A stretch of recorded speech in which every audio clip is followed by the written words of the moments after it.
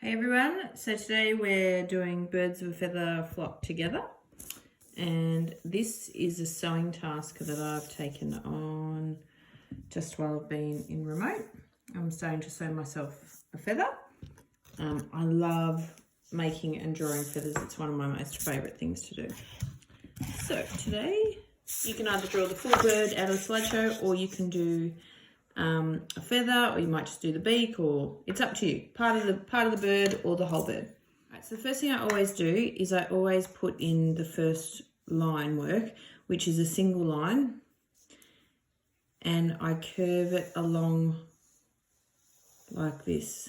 I give it a bit of thickness at the end, and at the top, a little bit like I'm going to start to make a leaf, the vein that goes through the middle of the leaf. Same thing with the vein that goes, or the bone that goes through the middle of the feather. Then I come up just over a finger point, and I flick the letter top of the letter Y out and top of the letter Y out like I'm making a Y. So feathers are really delicate, and they have this beautiful fluffy bit at the bottom, like this one. Oh, he's got a bit of stuff on him. And then they cut in and break in these bits here. So we want to draw these cut in and break ins, and the top here is actually quite rounded. So we'll start down here with the vein, then we'll work off with the letter Y on either side, and then we'll start to shape the feather around to the top, and we'll include these cut-ins.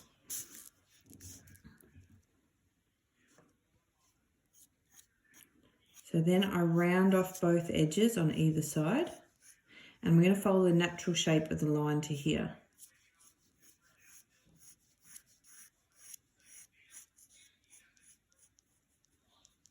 And same thing on this side. And we'll follow that shape around. And finish it at the top here. Now, if you have a rubber, great. If you don't, you can use blue tack.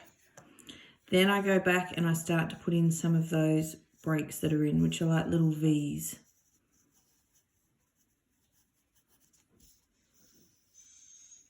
So depending on the bird feather that you're drawing, will depend on the size and the colour and how much fluff is involved.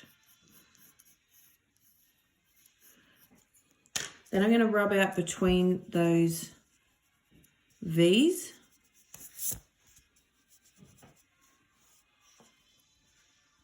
Like that.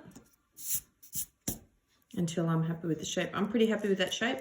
So now I'm going to just lighten off that middle line a little bit. And I'm going to put a little bit more length on the end of here.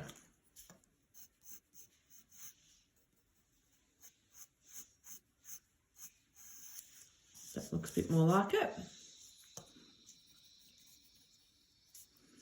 Okay, then you can put in all of the tiny, actually, feathers actually have a lot of individual hairs that go in. So you can create those individual hairs.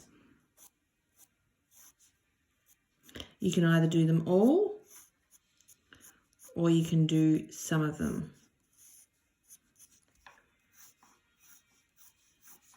And I'll put a few more little fluffy bits down the bottom here.